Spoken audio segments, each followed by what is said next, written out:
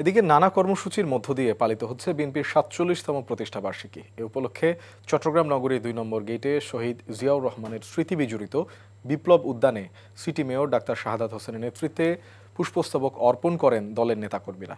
ময়মনসিংহে বিএনপির প্রতিষ্ঠা বার্ষিকী অনুষ্ঠানে দলের স্থায়ী কমিটির সদস্য ডাক্তার AZM জাহিদ হোসেন বলেছেন, বিএনপির ৩১ দফার আলোকে আগামীর বাংলাদেশ হবে সবার বাংলাদেশ। নাটোরে বিএনপি নেতা রুহুল কুদ্দুস তালুকদার দুলুর নেতৃত্বে শহরের আলাইপুর থেকে র্যালি বের করা হয়।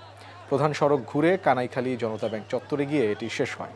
বগুড়ায় জেলা বিএনপির আয়োজনে ও জেলা ড্যাবের সহযোগিতায় শহরের দত্তবাড়ি এলাকায় শহীদ জিয়াউর রহমান শিশু হাসপাতালে ফ্রি মেডিকেল ক্যাম্প ও বিনামূল্যে ঔষধ বিতরণ করা হয়।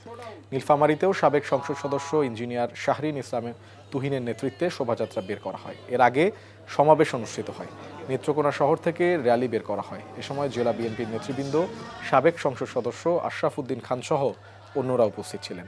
দিবসটি উপলক্ষে নারায়ণগঞ্জের র্যালি বের করা হয়। এছাড়া সাভারে অসহায় ও দুস্থ রোগীদের মাঝে নগদ অর্থ বিতরণ করেছে বিএনপি। মানিকগঞ্জ কুড়িগ্রামে শোভাযাত্রা বের করা হয়। এতে বিএনপি ও এর অঙ্গ সংগঠনের নেতাকর্মীরা উপস্থিত ছিলেন।